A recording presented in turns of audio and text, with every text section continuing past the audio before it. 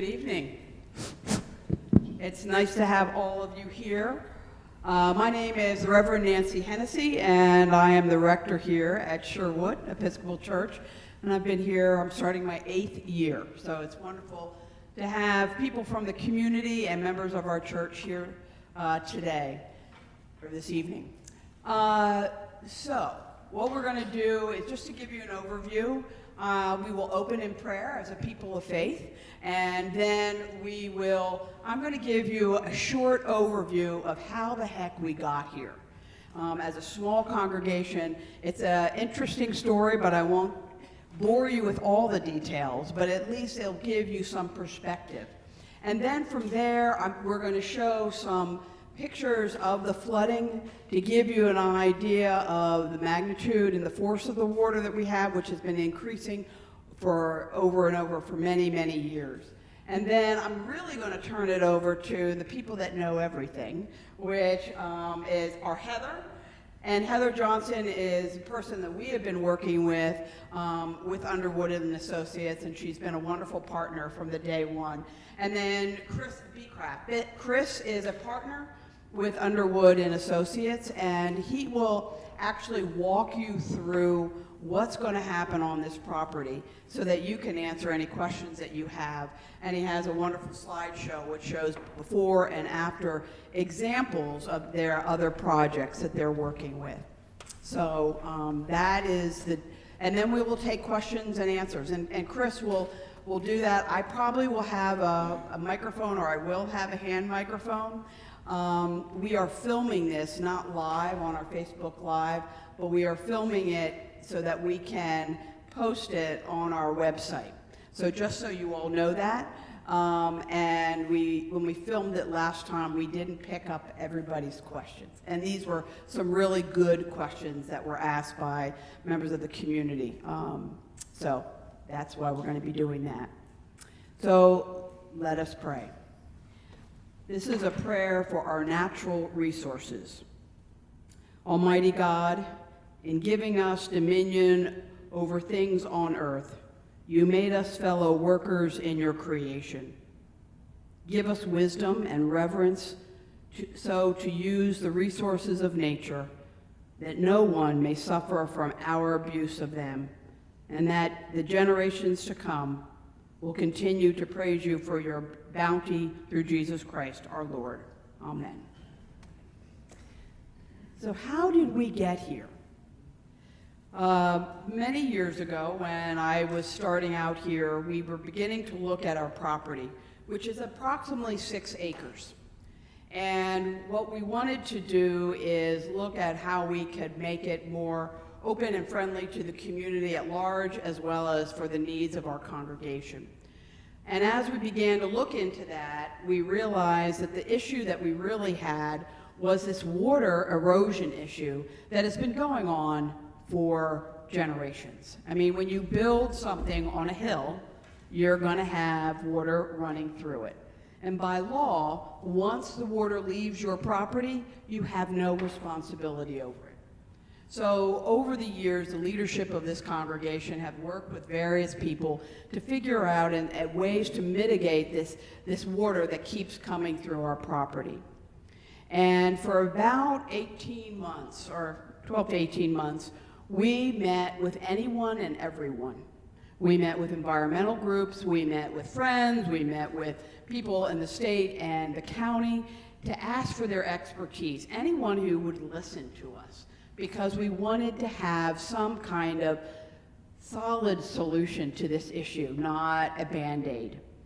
And something kept percolating, which was you need to visit St. Luke's in Annapolis, St. Luke's Episcopal Church. They have done a project just like yours, a little different, but similar to yours. So a group of us went down in a hot time during July, whenever, and walked this property and walked the project.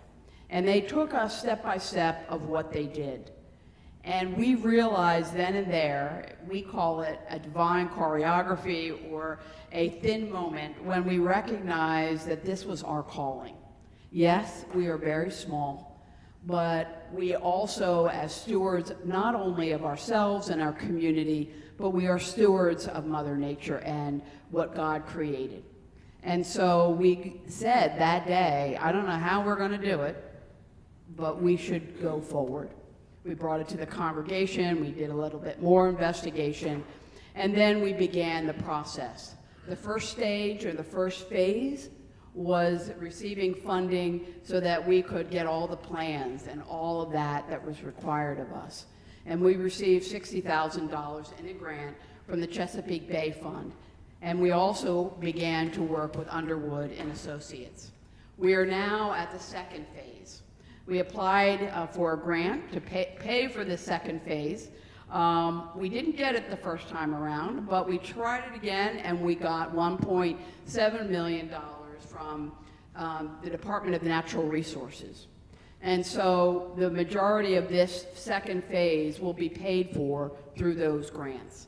We are also looking to raise money in a clean water fund, but that's for later.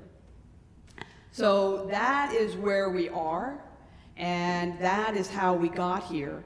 What I think is important is, at least for me, to have some visuals. Words are great, but if I can see something as well. And so if we can start that, I will do my best to share with you what we're doing here.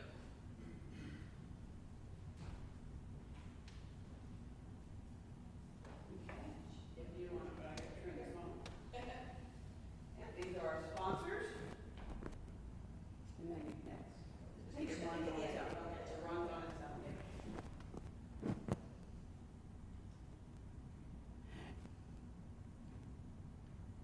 So this runoff begins at the top of our property, up here. It's in the trees. And what you're going to see here are two pathways, the red and the yellow. And that is where the water flows down and will be worked on through this process that we're doing.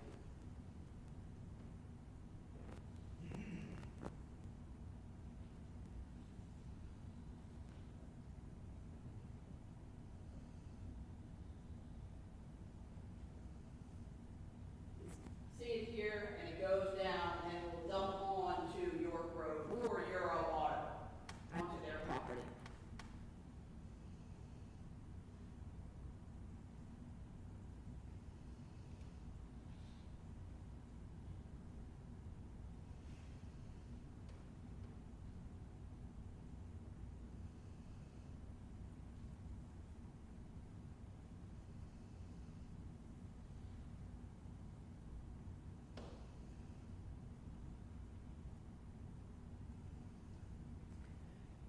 Most people cannot see this, but there is a ravine of sometimes 30 feet deep, and water flows down there quite quickly.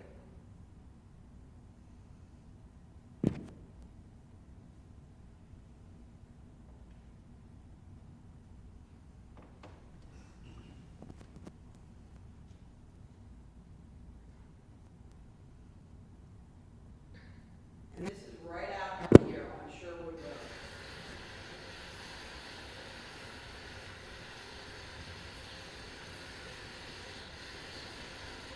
And that's where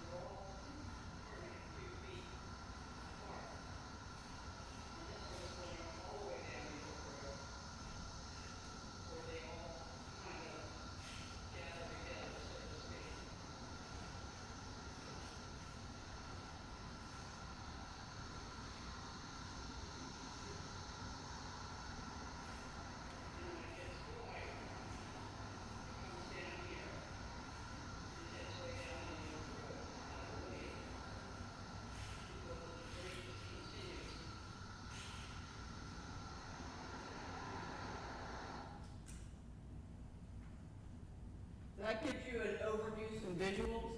You can also visit our website, because we have some of that information on our website. If you, sherwoodcockeysville.org, if you want to see it again. And now, without further ado, I'm going to turn it over to Chris, and welcome, and thank you. I feel like we're on tour. I've never done a presentation twice. This isn't, maybe we do it one more time, we can take it on the road. All right, I also don't use microphones very often, so let me know if it's all right with you guys, but we got it set up. Everyone hear him? Everybody hear me okay? All right, so we have some slides. We'll go through those, but please raise your hand, blurt, do whatever you need to do to ask your question when they come, because I drove an hour and 15 minutes to get here to hear from you all and from you to hear from me, but I would rather get something out of it than just driving an hour and 15 minutes back. So if you guys have questions, comments, concerns. Church was established in 1826. Why wasn't this fixed during the Civil War? The best part about that question, actually, the last presentation we did, we kind of talked about that, right? That's at the end of my presentation. So yeah, please do ask away, okay? So we're going to go through the whole plan, right? We're also going to go through what to expect while we're here. The plan is to start October 15th and to be done by Christmas is our goal. There's two things I want to start with. One, and I can't remember which one I started with last time, but one is to thank you all, okay?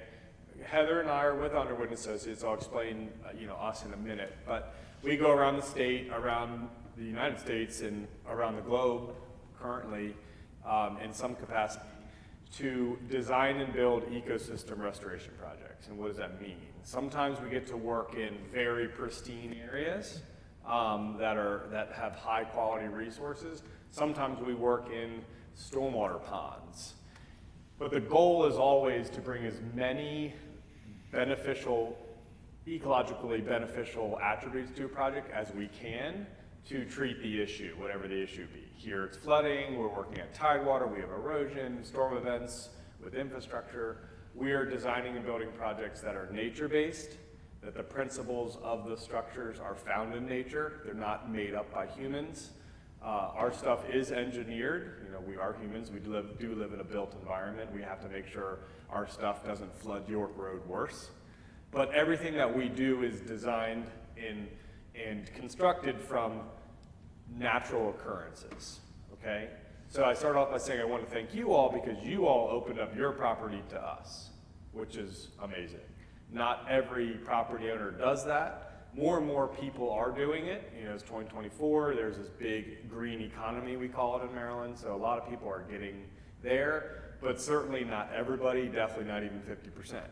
So the fact that your leadership and you guys and gals as a group have opened your doors and your property to us, we want to thank you because you don't have to do it. As was mentioned earlier, the water comes in, the water leaves, and you can close your eyes for an hour. Pray that it happens at night, so nobody sees it. Because typically the next day it's pretty much dry where you are. However, the impacts are downstream. The impacts if you're trying to go to the river, if you're trying to go to the bay, if you're trying to eat crabs, fish, those impacts are real. So everything you all do up here greatly affects Maryland as a whole. So that's the biggest thing, is thank you all. And we do take a lot of pride in what we do. And not that I'm going to come to service up here an hour and 15 minutes every Sunday, but I will be seeing you for years to come, I'm sure, because that's how we operate. Do you? Yeah, well, that's pretty cool. I heard Facebook Live. Does it go? Well, that's neat. So that kind of leads itself to my second point is we are real people. So at Underwood Associates, this isn't Amazon. No offense to Amazon. I said that last time. I was like, maybe I shouldn't bash. Maybe there's like an Amazon owner in here, but we are not Amazon. We are not Walmart. We are people. Heather and myself, Heather, actually, once I get through this spiel, introduce yourself, because Heather is a huge part of the team. We're fully in-house. Everything we do, everything you've seen, everything that we will do will be us. Myself and Heather helped figure it all out, get the funding organized, get the plans organized. Myself and my partner helped design the whole thing in-house. Myself and my brother will build the whole thing in a few days. So, and then our partners with regards to our nonprofit entities and our science team will possibly be monitoring this effort as we move forward. So if you have a question, call. We like to have one point of contact, so we'll figure that out. So I'm not getting 1,000 different calls because I don't answer a lot of phone calls I don't know, but we'll save a number or two and call and ask questions, because as I learned through marriage, it's not better to let it just simmer, you know? So everything, we have a good reason for everything. We're very professional in what we do. We pride ourselves on being very clean, efficient, but we're not perfect. So if you notice something, if something's irritating you a little bit, reach out to us before it irritates you a lot, okay? But I'm Chris. I'm involved in basically everything at Underwood. And Heather, you want to introduce yourself? Great. I'm Heather. I've been with Underwood for 13 years, and I do everything behind the scenes. So I write a lot of our grants. I do a lot of our contracting. Kind of anything that needs to be done, I'm usually the first point of contact for that. And I help the church write the grants for these projects, and then I'm doing all the contracting and all of that. And Chris is always in the field. I'm always in front of my computer, so usually phone calls come to me, and then I find him, and we figure out how to deal with it with the rest of our team. And I don't know what you all did to Heather, but she won't say it, but this is Heather's favorite project. She's been doing this for 13 years. For some reason, she latched onto this project, which I love, but it's the truth. Yeah, that is true. I love this project. I'm from Maryland, but 2 years ago moved to Tennessee, so that's where I live now. So for the last 2 years, I've been working remotely with this project, and oddly enough, this is the first time I've physically been here, because in all this time when we were doing the grant writing, it was right before COVID and right during COVID, and then we couldn't go anywhere, and then I moved. So I was happy to be in town this week and be able to come and actually meet people I've spoken to for years on Zoom and see the project and get to see everyone here. So glad to be here. Okay, so we'll get into it. You just hit next, I guess. So I explained a little bit who we are. So we're design build. Again, have a lot of pride in that, because the drawings that we're showing you, the accountability level is very high in what we do. Because I can't, if you come up to ask me a question in the field when we're building it, I can't say, oh, call the engineer. You know, I could say, hey, call KB, but it's like calling your brother. You know, I can't push it off too far away. But we're design build, we're very proud of that. It keeps us very accountable for what we do. We also, well, I've only been doing this for a little over 10 years.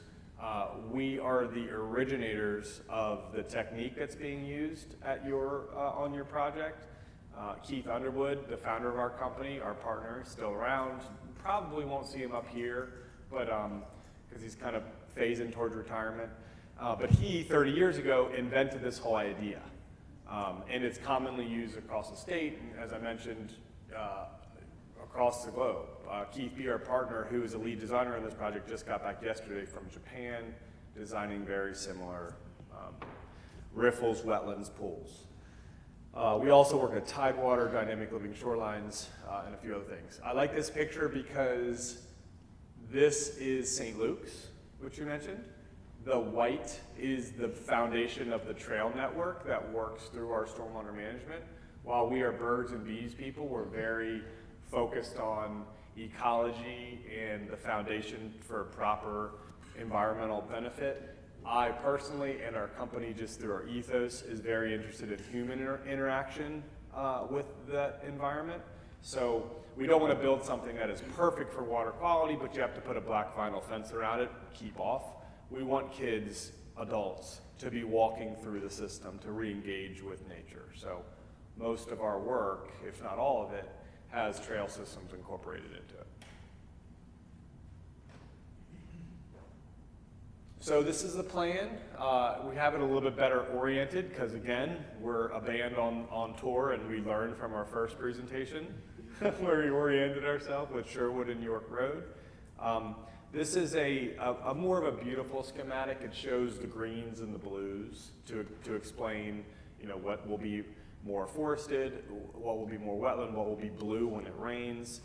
We have the more detailed drawings here that I'm happy to go over with anybody. So in a nutshell, the water is coming off of the watershed, which is pinched to a point up off of Sherwood Road in the video that you saw, kind of overtopping the road there. There is significant erosion there in that space. That water picks up a lot of speed over a lot of vertical drop, picks up a lot of turbidity, dirt in the water as you saw in the video, and then figures out how to get downstream.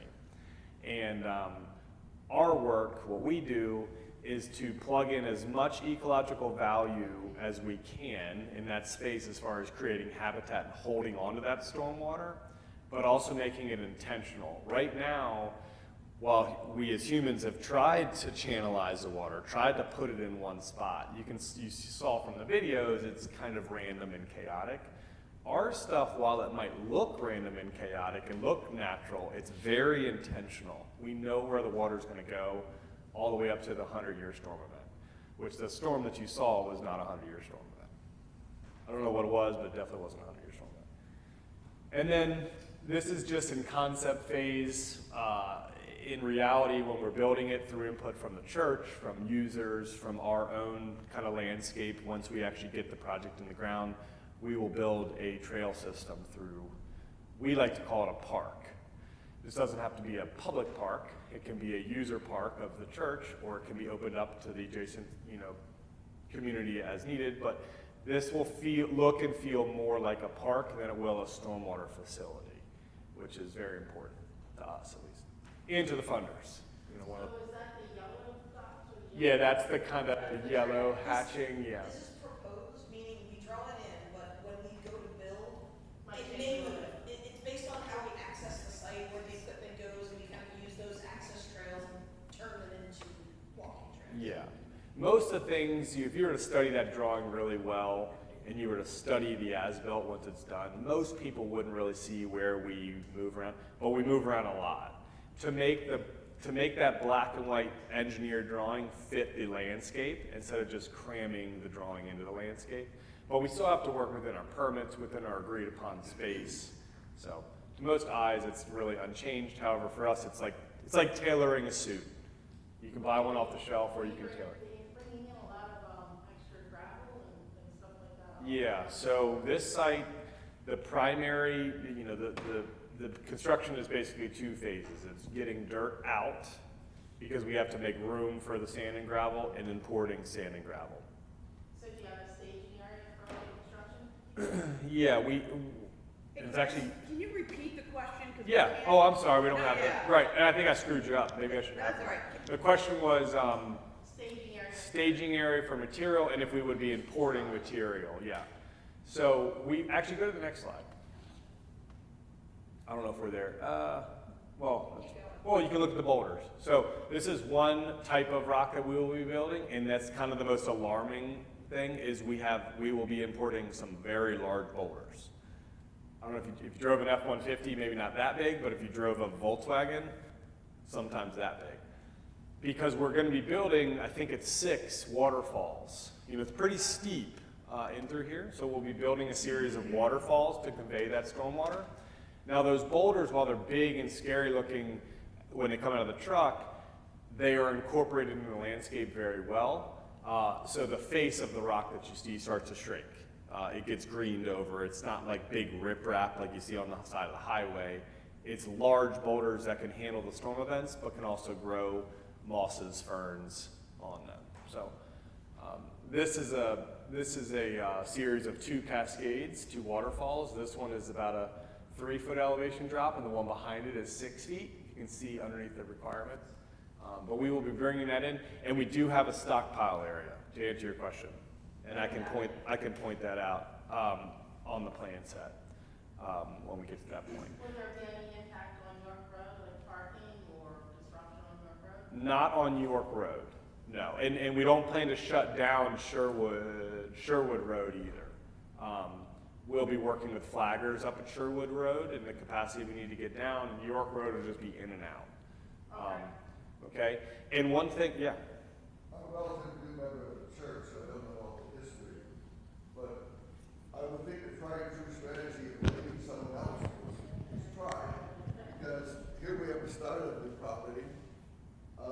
in the end of the property, and doesn't the problem start long before this property begins? For sure.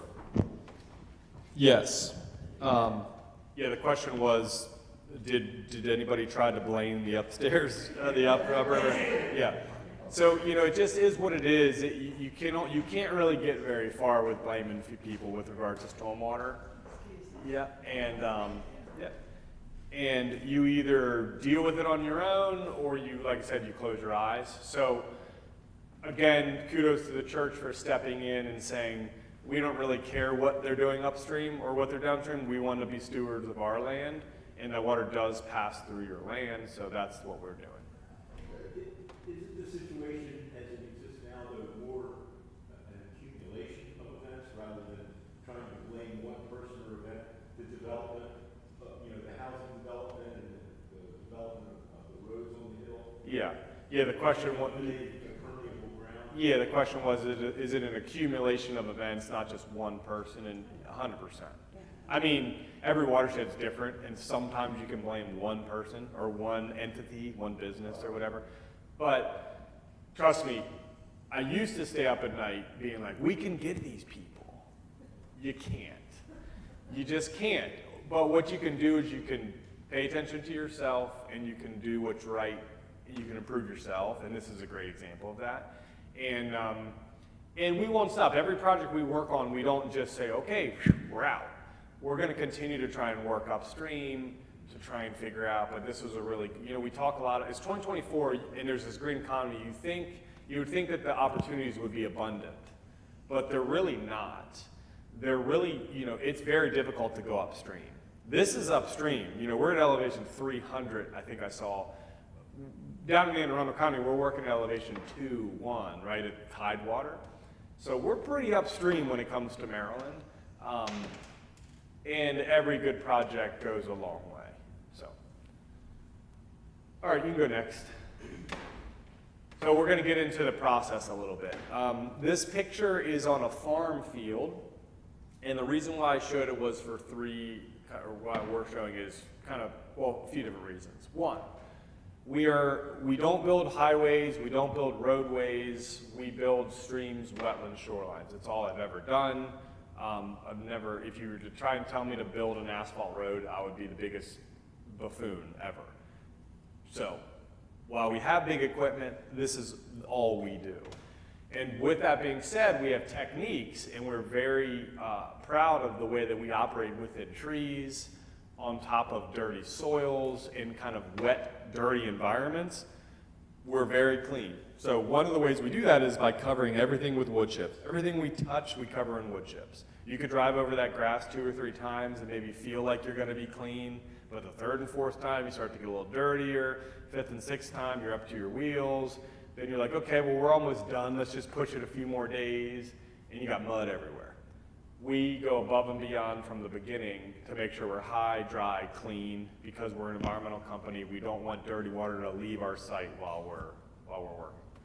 So that's the wood chips you see. It was a whole green paddock, and we put our own time and money into covering everything with wood chips. The piles of material you can see there to the left where the truck is, the purple kind of cobble and the reddish boulders, those are the 2 materials that we commonly use, in addition to sand, normal just concrete beach sand. And those cobbles are, they vary in sizes from a 2-inch round river stone to a 12-inch round river stone. We don't use any of the riprap granite material. Now, as we're working our way up this way out of our coastal plain, the boulders are going to be a little bit different. Those are the Anne Arundel County sandstone. We're matching the geology a little bit more to your rock up here, which is going to be more of a white, bluish color.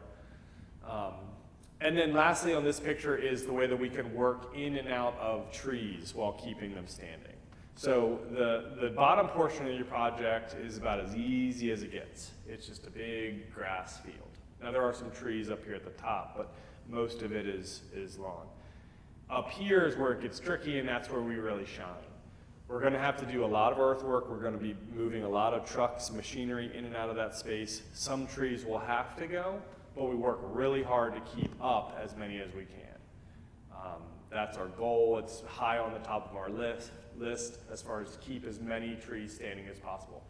Even if the tree is dead or dying, as long as it's not a safety issue compared, close to the trail, if it's out in the woods more, we would advise always keeping that up because of the ecological value that it provides. And also not moving, even if the tree needs to come down, it's gonna be a low value as far as meaning, a more, not a high quality tree.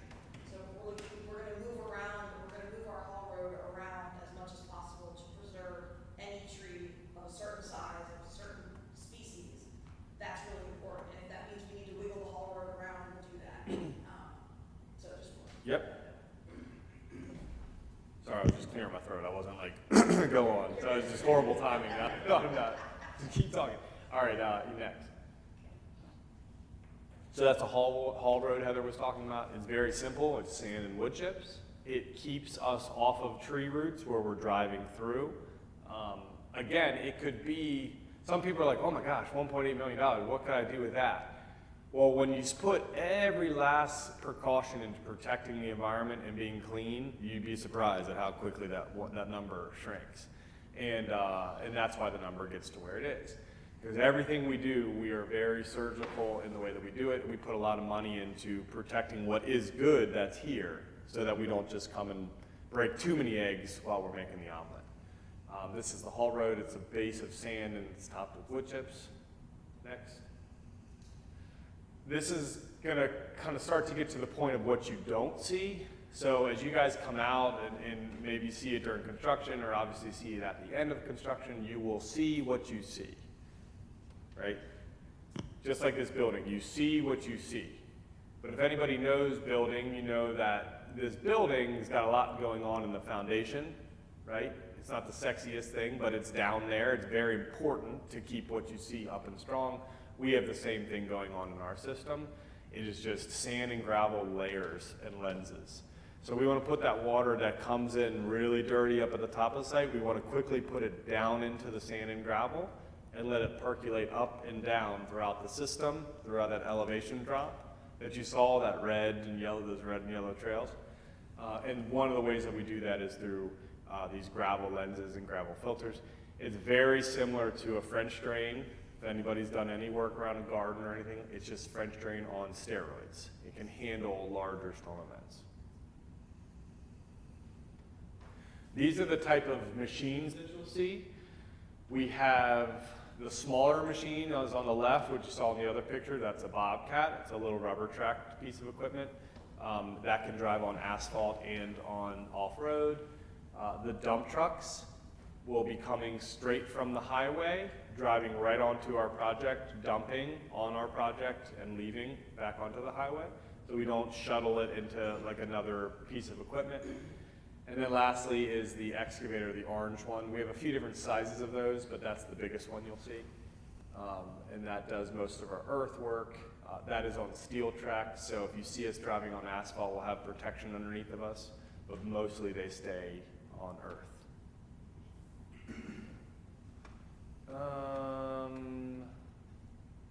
Where was I going with this one? This is the start of, what day is it? Is it Friday? Tuesday.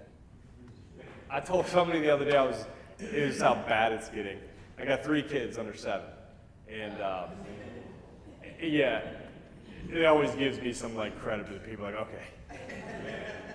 But I don't know, I was straight up, I was like, okay, tomorrow's Saturday, like let me get through, and they're like, Chris, it's Wednesday.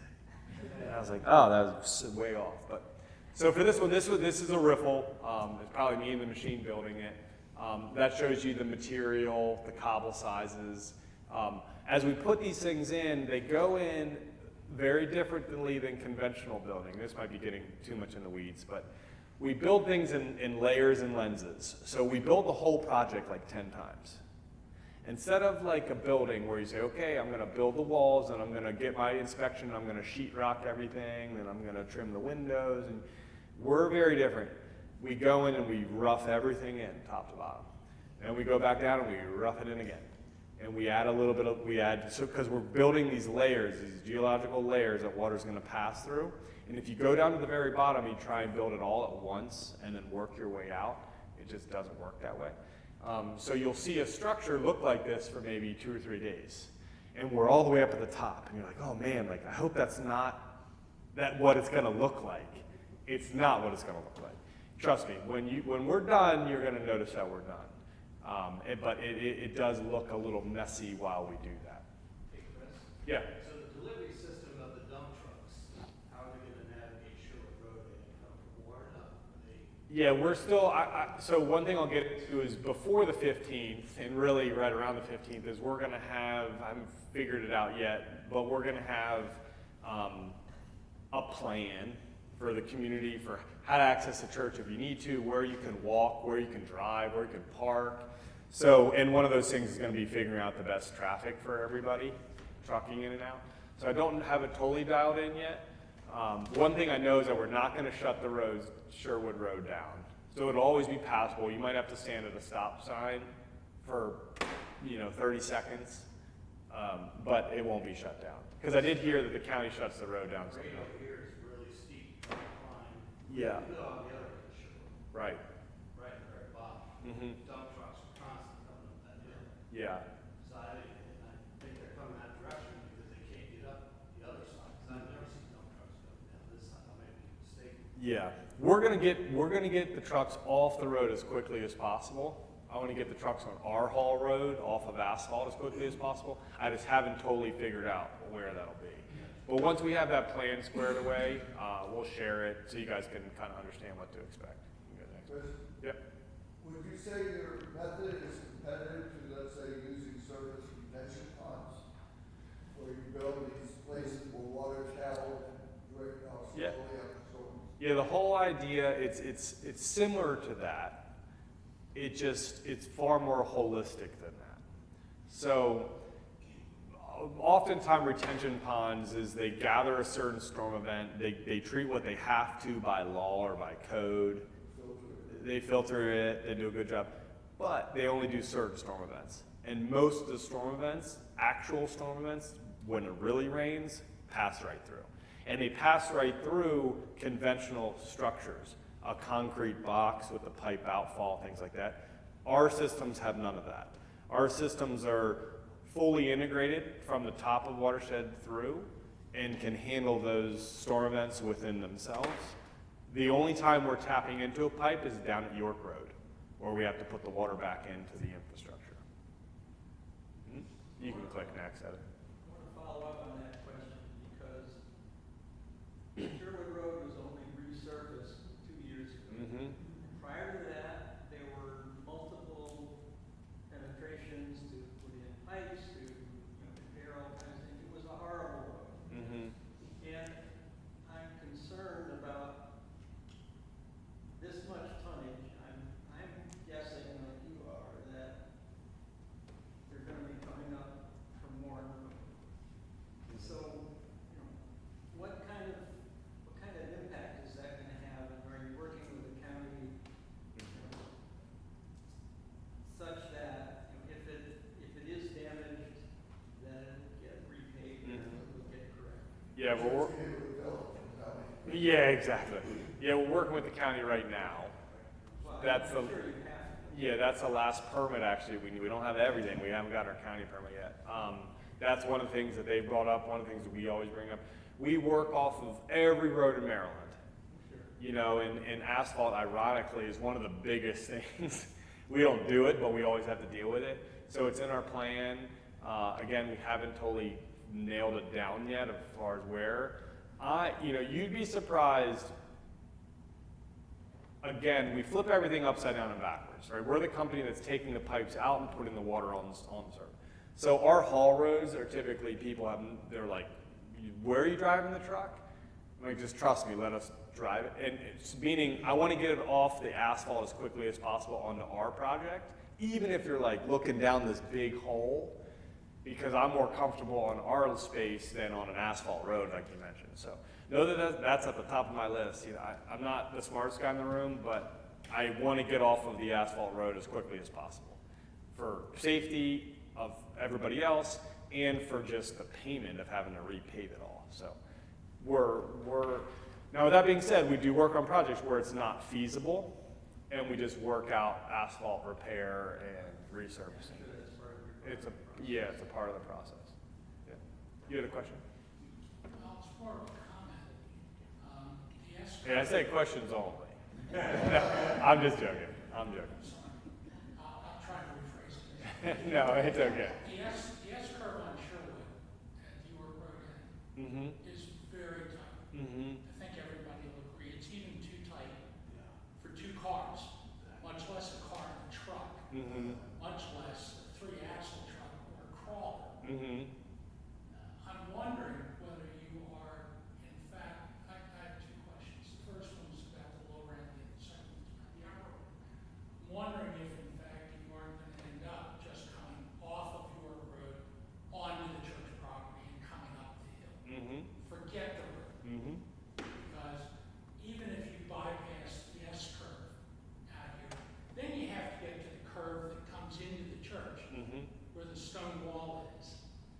And if you, that's tight for my car. Oh yeah, yeah. I don't see, Yeah. I just don't No. I appreciate see that. your It's, vehicles going. yeah, and again, while we're good at what we do, we can't make magic, and a triaxle truck can only work. But what we can do is we can build new roads and new places off of asphalt. And Well, but that's if you what I'm use saying. this picture as an example, and it's not our site, but if you use this picture as an example, if the street that's there was York Road, and the grass area that's at the top right, was the bottom of the field, it would make a lot more sense and be a lot easier, I think, just pull off York Road and just go up the hill. I don't know if that's possible or not, I have absolutely no idea. But Yeah. I don't think maneuvering around the S curve on the York Road end and then trying to take the sharp curve into the church property itself is gonna turn out to be feasible. I don't know if this will give you guys comfort or not, but my wife will think this is funny. She wakes me up, or she tells me the next morning, I'll have nightmares of like, no truck, I'll be like, no truck, stop. Or no truck, don't, like this. The biggest stressful thing for us is the trucking. Is, it's heavy, it's where you all are on a roadway, it's where the rest of the public is. So we put a lot of emphasis into safety and making it work right. We just haven't guaranteed the plan yet. So just because we're not there in the process, but we've never had a project where we haven't been able to do it. So we'll make sure, you'll be happy with our plan once we have it. I'll make sure I share it with you all once we. So the second question is about the upper end, which is very steep. When you have water, and I've got personal experience with this, when you have water rolling down off the top of the mountain, there is no way to stop it. But you also don't know where it's going to go. And as soon as it crosses the road and comes onto our property, the drop there is very severe. Yep. Okay, and the water picks up speed. So I have two concerns. The first one is, you can't control shifting of the input site. Correct. It comes in right now, it comes in basically at one place. But what happens in the future, after you're done and gone, if We're never going. God Almighty decides that the input site is going to shift 20 feet to the right or 20 feet to the left, and it misses all the work that you've done. I guess the question is, are you making the work at the property edge at the top of the hill wide enough to incorporate all of that possibility? Yeah, so again, flipping it upside down, right? Versus normal stormwater management versus our style of doing things. And not just ours, but there's a whole industry starting. Typically is capture that water into a point, right? Get that water into a riprap point to get it down.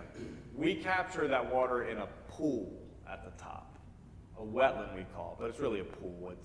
So the water can come in from a million different ways. Now something similar to this. Here we go.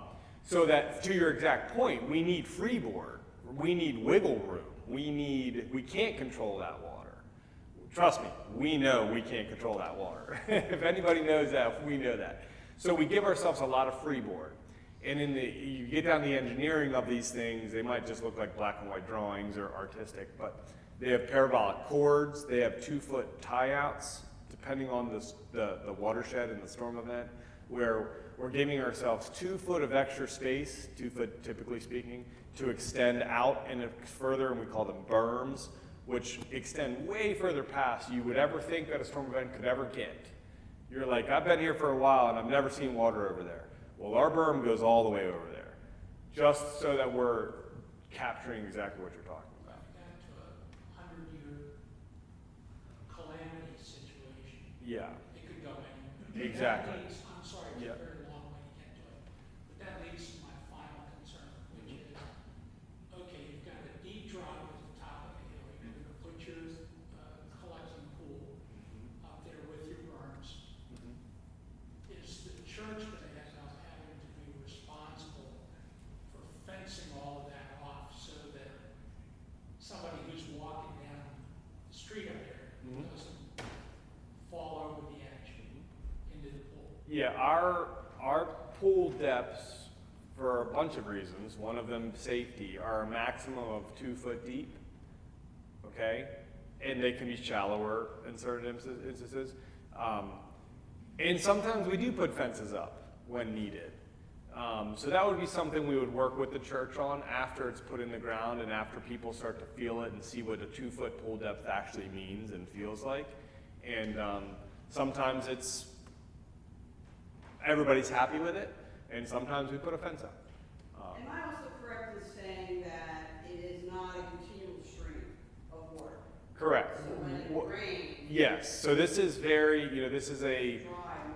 This is a dry storm-fed system. You don't have a perennial flow of, at least on the surface, of water. It's very flashy.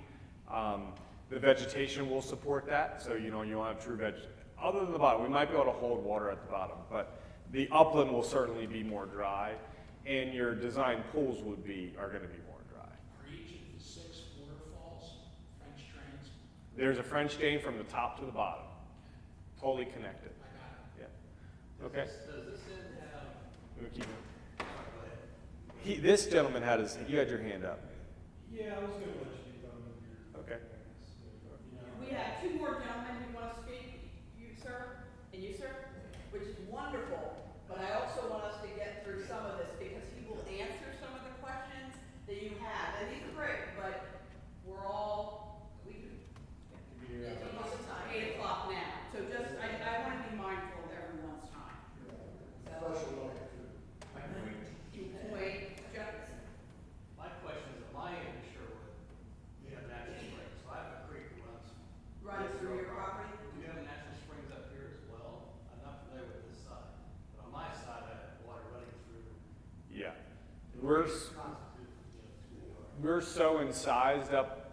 I keep pointing the wrong direction. I haven't figured out where I am in the tree. We're so incised up here. We're bleeding any sort of groundwater dry. As we work in this project, we will be tapping into any sort of seeps that are here, any sort of groundwater seeps. So we work in projects sometimes where the gully's dry, but when we start to fill it up and do our thing, we're tapping into those drained groundwater seeps. So you actually hold water higher than you think you would, which is always good to hold water because then you can support better vegetation. Your weeds are down a little bit easier. Oh, yeah, you can go to the next one. All right, so the result, well-integrated, balanced, and nature-based. This is a picture of a wet, after a rain event. This is also a dry system. This is a system that does not have perennial flow. It's stormwater just like yours. So that gives you an idea of the pool matrix down at the bottom.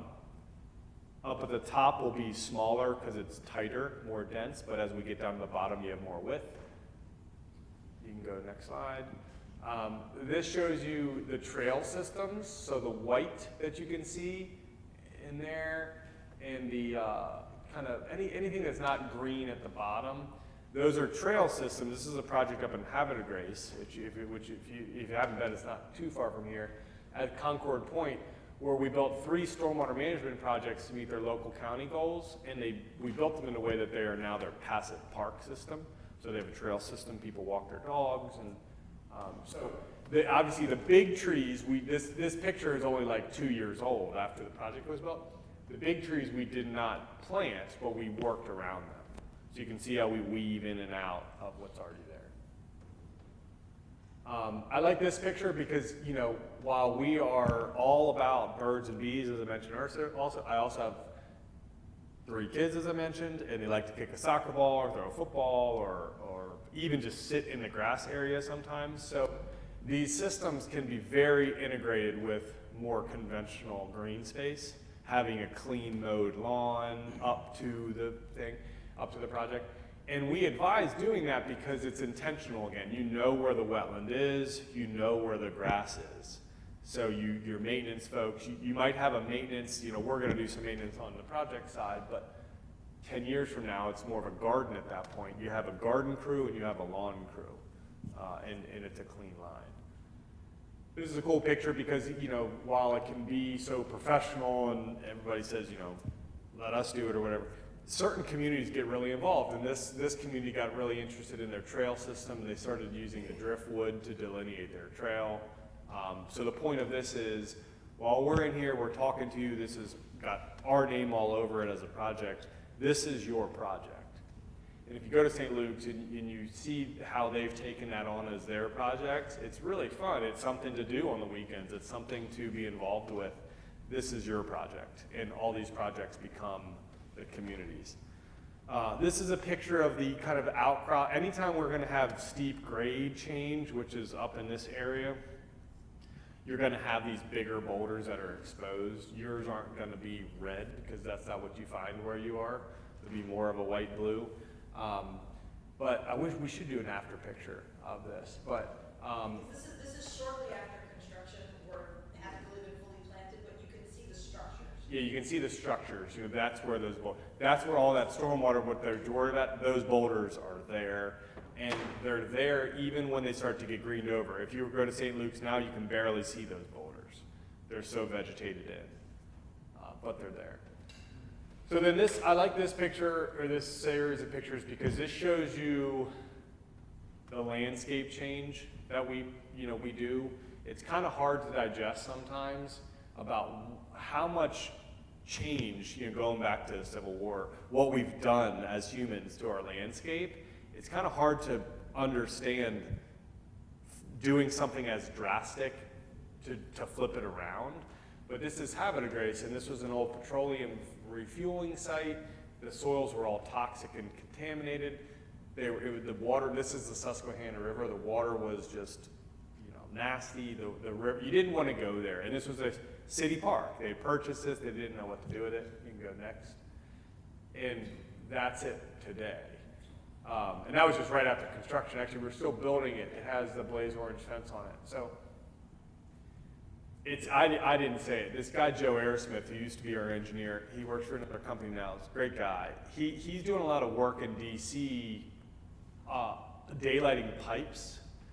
Baltimore City, any city, there's these huge streams that run underneath these cities. And it's amazing that 100 years ago, somehow, we had I'd say the audacity, but the confidence to put these streams underneath of these cities. It's crazy. Baltimore's got some big ones running right underneath the city. And it's so interesting to see people when we're like, hey, let's take the stream out of the pipe. People are like, oh my gosh, like no way, that's crazy. I'm like, I think it's crazy that we had the idea to even put it in the pipe.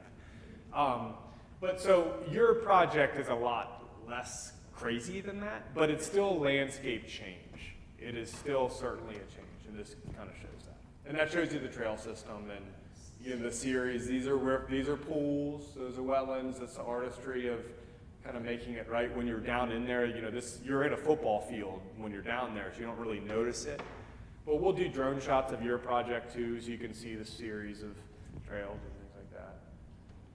Bridges and the walkways and stuff. So yeah, that's it. That's a project on the Eastern Shore. I like this again because you can, for the folks that might not be totally interested in wetlands, birds, bees, that type of stuff, you can have conventional use right next to these things. Corn and soybean is the most conventional use you can do on landscape, and we do it with corn and soybean all the time, where we have wetland right next to corn and soybean. And you can do that also with lawn, with basketball courts, with things like that. So don't worry. I mean, once the wetland is built, you can't go building a basketball court in it. But your space adjacent to it, you know, these things, you can work well with these projects. Were any individual wells or septic systems impacted or involved in this planning at all?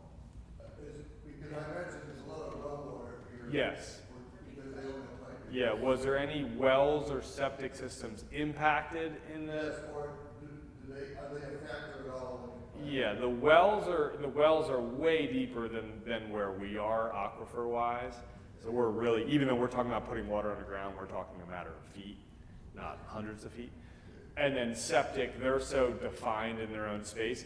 The county brings that up in their review, if there's any sort of drain fields associated with it, there is a tier, just because of topography, but that comes out in the county permit process, which we haven't gotten through, but that's already been checked. That's, a great call with that today, in fact. yeah, Fill you in later. yeah.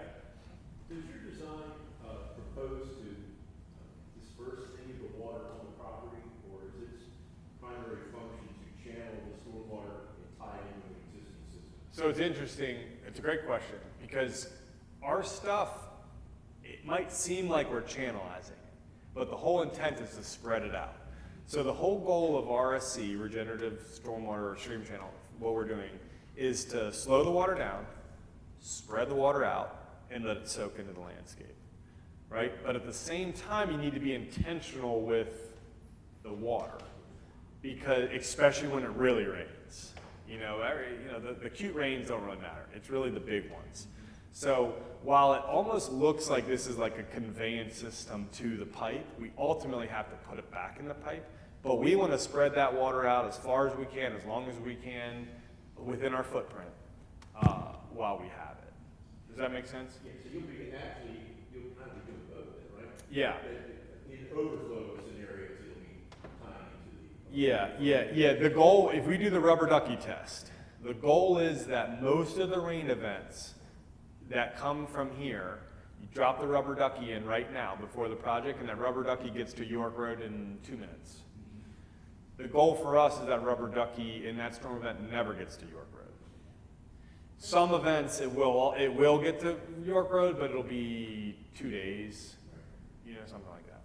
To that end, underneath the project we mentioned earlier, that sand and wood chip seam runs the entire way through. So we're holding the water in the pond, the pool, letting it soak in as much as possible before it moves on, and that becomes like a sponge underneath of that entire stretch of project. It holds a lot of water.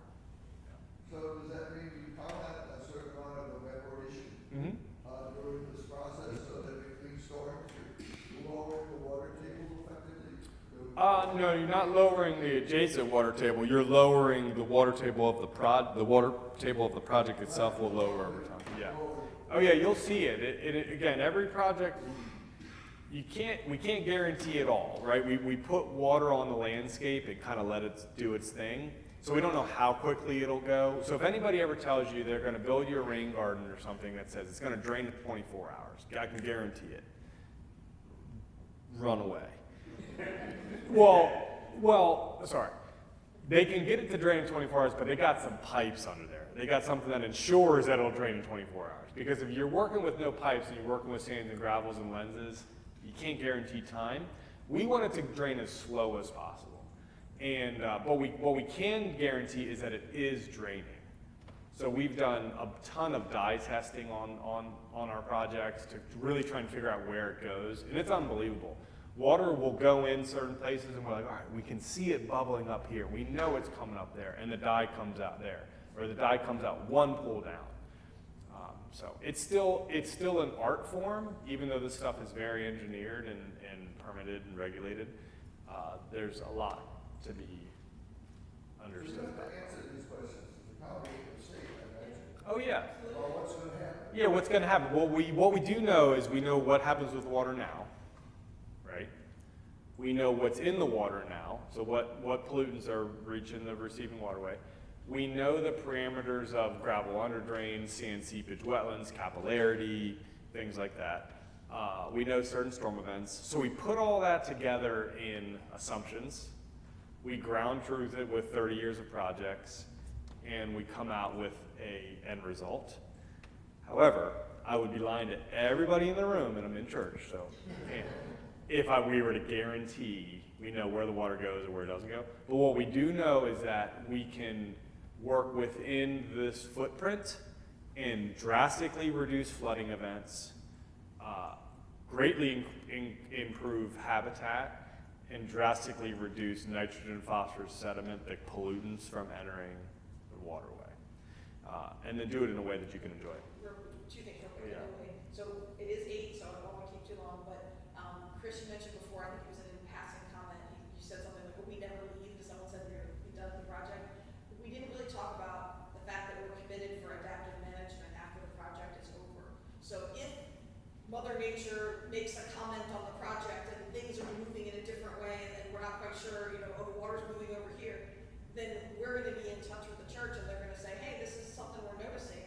We'll be back out and we will adaptively manage that project. Our project plan includes placement of some extra material at various sites, so we don't need to haul more material in later. We can get a couple guys in a wheelbarrow and maybe move some things around. And that's our long-term commitment to these projects, because we're not building a box. We're building a living system. Yeah, the whole idea of the system is to move. Yeah. Right? We just don't want it to move too much. So anytime it moves a little bit too much that we like, then we, by hand, basically come in and tweak it a little bit. But the whole idea is to build something that moves and we respond to it. And sorry, go ahead. Question. Well, this is about environmental stewardship. So we have one of the largest quarries in the state, a couple miles from here. Are we gonna be locally sourcing? Oh, yeah. Okay. Yeah. I mean, that's so important to make sure the carbon footprint is. Yes. So, Yeah, carbon footprint. Australian granite. Say that again? Australian granite. Yeah, exactly. We got a great price from Home Depot on our Australian. Yeah, I mean, the carbon footprint thing is a little interesting because trust me, I'm all for carbon footprint. We're not trucking stuff from hundreds of miles. No. Your neighborhood. No. As locally as we can source, we can. Yeah. Not only for carbon footprint, but it's less expensive to truck it. 5 Yeah. hours, that's really. And like the sand, it's a byproduct of concrete. So they're making the sand for concrete anyways. So the pit, while they're kind of nasty, Will there we be a use place for parishioners to donate? let's, this guy's got a question. He's, yeah. Oh, yeah. You've been patiently waiting. So, awesome project, I think it's great. So I'm in, so. But. I didn't say anything too offensive, I hope. Oh, no, I'm almost up to your politics. Anyway, what is the pipe down at York Road? Yeah. What is that right at the inlet at the bottom? Yeah. And it's like, what, 24-inch pipe? I can get it off the plans. I don't know off the top of my head. So that's where it outfalls. It outfalls to the drop, to the great structure. And on the top of your step pole system, where you have a steeper section on the top reach, Mhm. is that, is the county working on putting a new pipe in there, or working with you to further enhance that? Yes. Kind of going to discuss Yeah. about, making. It's not a perfect tie-in right now. Yeah. And also, the water comes off the road sheet flow. So we've talked a little bit about speed humps, which can, depending on who you talk to, can get people upset or happy. We want all the water. Okay. And we're working with the county right now to ensure that we get it all. So through the PAI and through the Soil Conservation District, Yeah. you jump through all those hoops, Yeah. obviously, to get the permits, they're gonna look at your access points and Correct. and all that, and look at the road, and where they're gonna tell you wanna bring in your hauling equipment, whatever. Correct.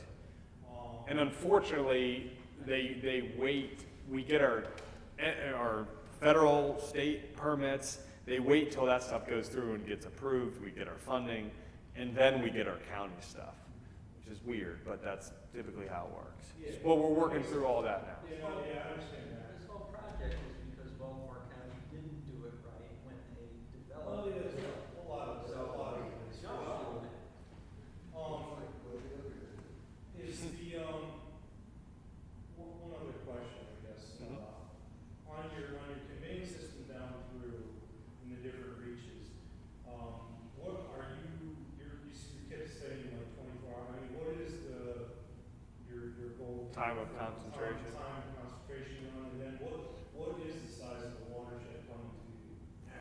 you know, I'm just a talking head. I don't know any of these things. No.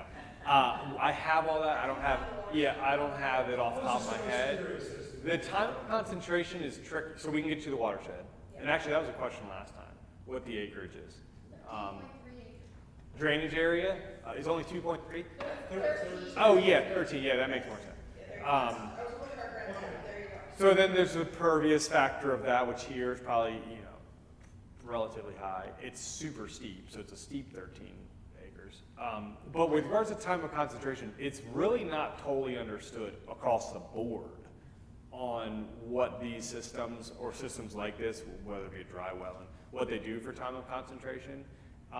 What we do is regardless of time of concentration, so how quickly the water gets from the top, the rubber ducky thing, we size our riffles and our pools to facilitate the 100-year event.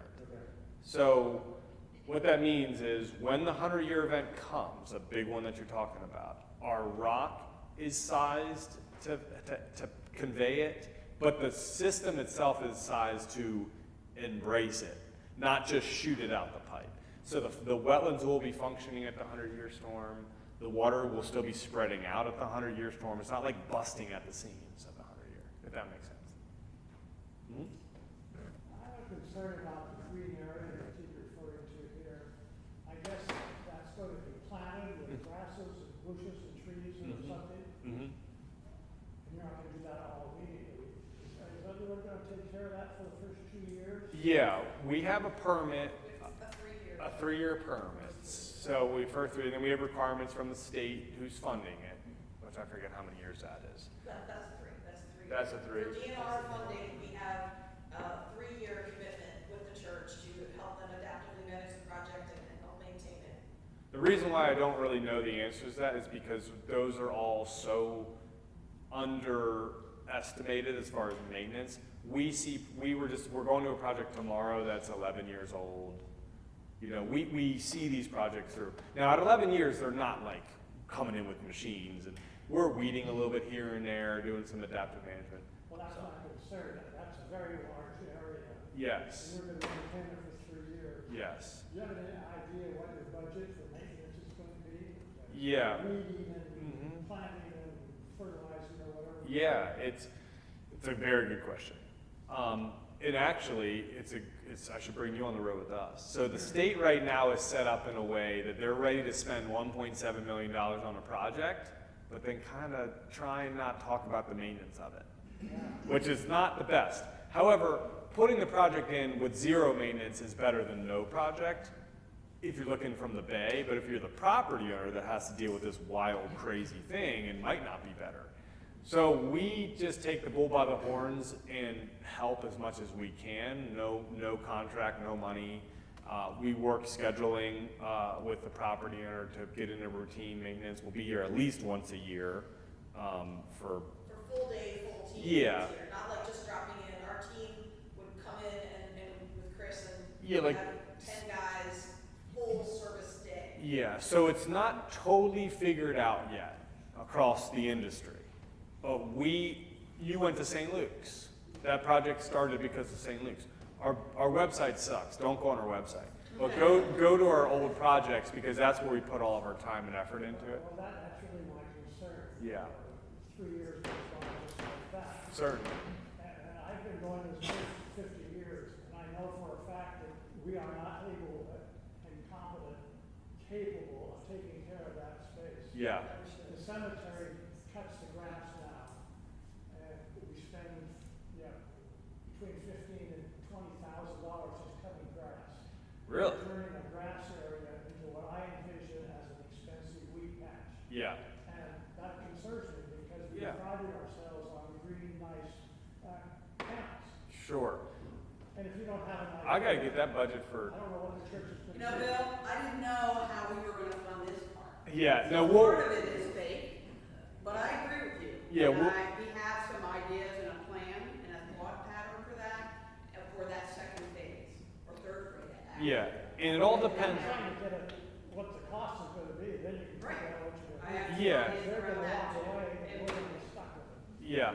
So we will work through all that with you all, and there are different levels of wild that people like. St. Luke's likes it very wild. To me, I would actually probably maintain St. Luke's a little bit more than they do. They really like it wild. So it's just a level of what you all want, and then budgets reflect that. Okay, last question? Piggybacking on what you said about the money aspect of it, what's your company's record in working with like student groups? We have a middle school up the road that we have a very tight relationship with. What can you all do, if we want to bring those middle schoolers down here to get involved in eco-friendly environmental projects like this? Yeah, we have a great record of that. So we have a bunch of, Heather was just with Anne Arundel Community College today. We have a long history of environmental education, maintenance through, school groups, things like that we can jump right in and use our history of that type of stuff. Something as simple as like when we go to the planting, we usually do a big planting event where the community's invited out, school groups are invited out, they're part of that event, get their hands dirty, get up and plant projects. We also do tours and other types of things for student groups as needed. So we have an interest in inspiring that next generation. And if there's any way we can support the church with, if you guys want to have an ongoing, longer-term relationship, we're willing to do those events, but also support those efforts. That's what we need, is Yeah. ongoing. And we've already been in touch with a lot of the area colleges in walking them through the property so they see what we have, and also Towson and Community College and University of Maryland for a cultural program. So it's done that. mandate whether or not we use native plants? Yeah, all native. Most of them we grow ourselves. Yeah. Yeah, absolutely. I just want to comment. Coming from the functional medicine field, I appreciate the fact that as always you treat the root cause, you don't throw Band-Aids on symptoms, and I can really appreciate what you're trying to do here. Oh, thank you. I just want to commend you for your stewardship efforts for the community and for our planet that we're here to take care of. So. Thank you. I'm not yet. And I should say to this group, because I said it to the last group, again, we pride ourselves in this stuff. I'm going to have to look at you all in the face come Christmas time, which is not that long from now, and this thing's going to be in the ground. You're going to love it, but it's going to be different. It's going to be, to your point, you're mowing it now, it's grass now. It is going to be different, but it's going to be really, really nice. And it's going to look crazy while it's happening, just to be clear. There's a lot of trucks, there's a lot of dirt moving. Reiterating what Chris said earlier, if there's concerns about something that's going on, reach out to Mother Nancy or whoever she designates, and we can help address those concerns. But it's going to be crazy and it's going to be different. But in the end, it's going to be really, really Yeah, construction is like an orchestra. It's that chaos of a 100-piece band moving. But it works very well once it's done, and even through the process. So ask any questions that you don't have today, email them or whatever, and we're going to come up here soon. And if everyone filled out their name